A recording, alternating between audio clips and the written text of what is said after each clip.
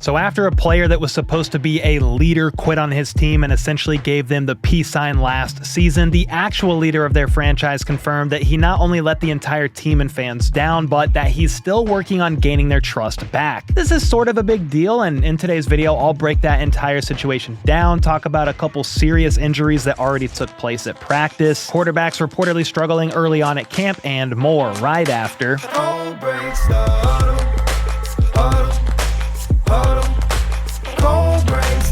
Alright, first up, the Saints got right to work in replacing or trying to replace Tyrann Mathieu after he unexpectedly retired yesterday. GM Mickey Loomis even said it wasn't something that was on the team's radar until just a few days ago, so it's safe to say they were pretty blindsided by this. Well, thankfully, it didn't take long to find his replacement because last night it was announced they were signing Julian Blackmon, a former safety for the Colts. Blackmon is still just 26 years old, and through his first 5 years in the league, he's racked up 300 tackles, 10 interceptions, and 21 passes defensed while making 62 starts. He'll slide in next to Justin Reed at the other safety position, a guy they just gave a nice 3-year contract to in the offseason. Now, to be clear, I don't think he's going to directly replace the Honey Badger because he's one of a kind. I'm also a little bit worried about Blackmon's injury history. He had a torn ACL in 2019 and a torn Achilles in 2021. Those are the big ones, though, to be fair, the last few seasons, he's played the majority of those games, so maybe the bigger injury concerns are a thing of the past. Another safety worth talking about is Jamal Adams. Last night, we found out that he's signing with the Las Vegas Raiders and reuniting with head coach Pete Carroll, who he overlapped with for 4 years in Seattle. It's been a rough few years for the former 6th overall pick, though, as he's dealt with a handful of major injuries and only played in 15 games since 2021. I don't imagine they'll be counting on him to start or play a ton of snaps, but he could be a rotational guy that comes in for some certain packages at this point in his career. And this does feel like a Pete Carroll move, who definitely played a role in bringing Geno Smith in earlier this offseason as well. Next up, we've got a couple updates on the camp statuses of not one, but 2 starting running backs in the league. First, the Texans placed Joe Mixon on the non-football injury list, and he's expected to miss the start of camp, but he shouldn't miss all of it. At least that's the hope. Mixon dealt with a slew of ankle injuries last season, but the current injury he's dealing with occurred during his individual offseason training, thus why he's on the non-football injury list. The belief is that he'll be able to come back soon and ease his way into practices, not going 100% right away. And for a guy who's already played 8 seasons in the league, I think he's going to be all right if he misses a few practices. It's worth mentioning that on top of Mixon, both Dameon Pierce and JJ Taylor were placed on the PUP list as they're working through injuries of their own. So for now, running back 1 at camp is the newly signed Nick Chubb. Then the next man up is 4th-round rookie Woody Marks, who has a pretty good opportunity to at least try and turn some heads while these other guys work back from injury. And then the Bills got some good news as running back James Cook has reported to camp and could be seen working out there at practice today.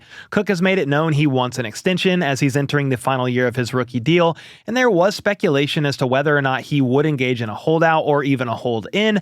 But it appears he's a full go at camp, which is great news for Buffalo's offense. Bills GM Brandon Beane spoke on Cook's contract situation today, saying he loves James and will continue to have an open dialogue about his contract situation. It's just not easy to balance it all when looking at future years and balancing the salary cap. And while he would love to pay every player, sometimes you can't get on the same page during negotiations. With that said, though, Beane is hopeful that James Cook is a Buffalo Bill beyond just this year. Now let's shift over to one of their rivals in the AFC East because Dolphins quarterback Tua Tagovailoa had some interesting comments today about Tyreek Hill. If you guys remember, Tyreek essentially quit on his team week 18, removing himself from the game once he learned they were officially eliminated from the playoffs. Then after the game, he told the media, "I'm out," so it appeared that his days as a Dolphin were over. But then he met with head coach Mike McDaniel and the two of them hashed it out. He's also been pretty upfront with the media this offseason about it all, saying he doesn't think he deserves to be a captain right now because of the way he handled himself. Well, that brings us to today when Tua was asked about rebuilding the relationship between him and Tyreek, to which he called it a work in progress, not just with himself, but with fans and the rest of his teammates, because everybody heard what Tyreek said. Quote, "When you say something like that, you don't just come back with, 'my bad,' you gotta work that relationship up." Now, he did also commend Tyreek for taking the first step of working on himself, and he mentioned that Tyreek has been more vulnerable with teammates about his personal life, so I don't think this is an unrepairable situation or anything like that, but to hear one of the leaders on the team say what he said and act how he did, he's gonna have to earn some of that trust back for sure. Unfortunately, though, we aren't done with Dolphins news either because they sadly seem to have suffered a couple of serious injuries during today's practice. Veteran corner Artie Burns suffered a knee injury and left practice on crutches, with Adam Schefter reporting that he is feared to have torn his ACL. Burns will get an MRI and a second opinion to confirm, but sadly, that's what it appears to be at the moment. The Dolphins signed him to a one-year deal in the offseason, and after they traded away Jalen Ramsey, it looked like he was going to have an opportunity to earn some more significant playing time. But now he's likely out for the year, and you've got to think they'll make it a priority to sign somebody during camp. There are several corners still available: Rasul Douglas, Asante Samuel Jr., though his neck and back injury definitely concerns me, and even Stephon Gilmore, who, crazy enough, is about to turn 35 years old in September. Now, the other injury news for Miami was a scary one, as offensive lineman and international pathway player out of the Dominican Republic, Bayron Matos, went down towards the end of practice and was reportedly airlifted to a medical facility due to what some described as a medical emergency. A team source did say that he is in stable condition, but they declined to say anything else about the nature of his injury.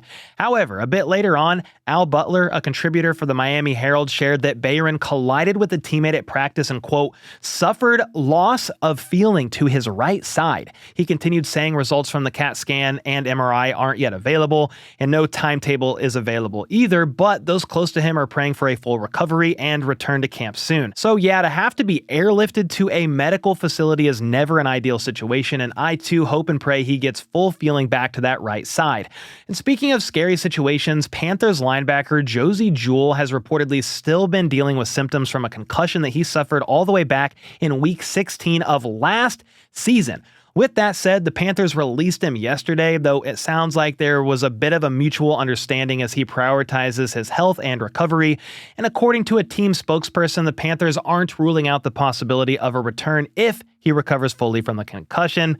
I don't know if that's actually true or they were just trying to be nice, but either way, he was supposed to be a big part of their defense when they signed him to a 3-year deal last offseason, and despite playing in just 12 games, he finished the year with 97 tackles, 7 tackles for loss, and 3.5 sacks.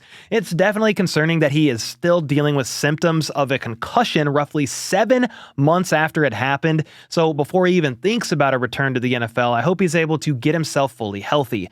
The move did free up $3.3 million in cap space for the Panthers to maybe add somebody else into that room, but it does leave behind $6.6 million in dead money. I did like reading he's got $2 million guaranteed for this year as well, even though he won't be playing, so that can help absorb the loss of what would have been a much bigger year financially for him as Josey aims to get his health right. After talking about those more serious injuries, I think we could all use a little comedic relief. So here you go. Here's a video of Anthony Richardson sailing a ball 20 feet over the head of Mo Alley Cox, who is 6'5". All right, I think it was actually more in front of him than over him and probably not 20 feet. I'm just being dramatic.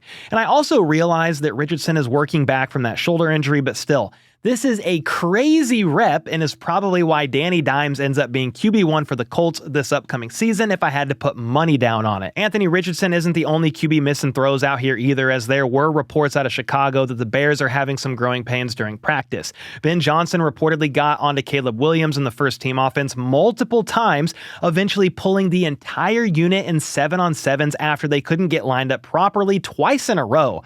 I'm not overreacting to that. It's literally the first week of camp with a new play caller and Ben Johnson, and he's also setting the standard, so it makes sense it's not all perfectly clicking right now. That's what these practices are for. If you don't believe me, even Joe Burrow said that today's practice for the Bengals went poorly. Quote, "That's usually how it goes for the first day, a lot to clean up. We've got a lot of time. Now, if it keeps happening, then yeah, that's another story entirely. But right now, the bigger story to me in regards to the Bears is that their second-round pick and Luther Burden III was not seen out there at practice today.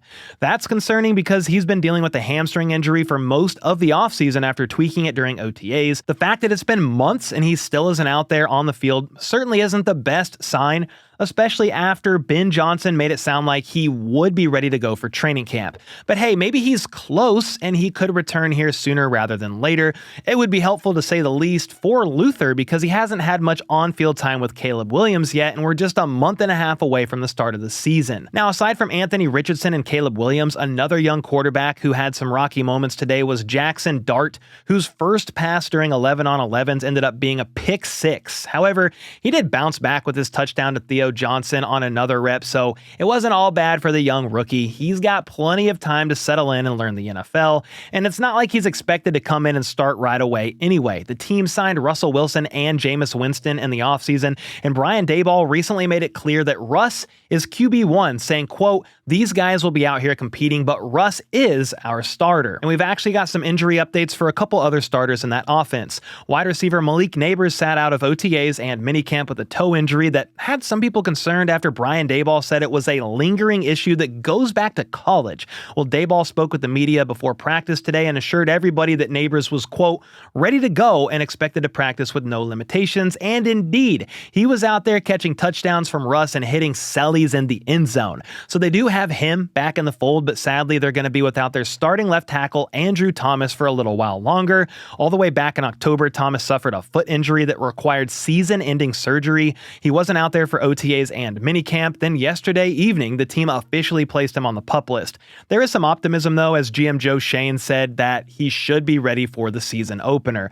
And if you weren't tired of injuries already happening, a notable one that happened this afternoon was Arizona's first-round defensive tackle Walter Nolan. He reportedly hurt his calf while training and will miss some time per their head coach Jonathan Gannon, and he doesn't yet know if it will extend into the regular season or not, so that one is definitely worth monitoring. Then earlier, the Cleveland Browns unveiled their new alternate helmets for the upcoming season, and it was hilarious for a couple different reasons. The helmet is called Alpha Dog, and it's literally sponsored or presented by Dude Wipes. Browns, Dude Wipes, kind of clutch. They knew what they were doing there. It gets even funnier though, because they had this big inflatable helmet that they revealed on Lake Erie, and this photographer fell into the lake. This very well could be staged, given the fact that the mascot chucks him a very readily available floaty almost right away, and then a rescue jet ski pulled up on command within seconds. If it's not staged, then this is one of the most Brown things I've ever seen, but either way, it's got everybody talking about it, so it worked, whether it was on purpose or not.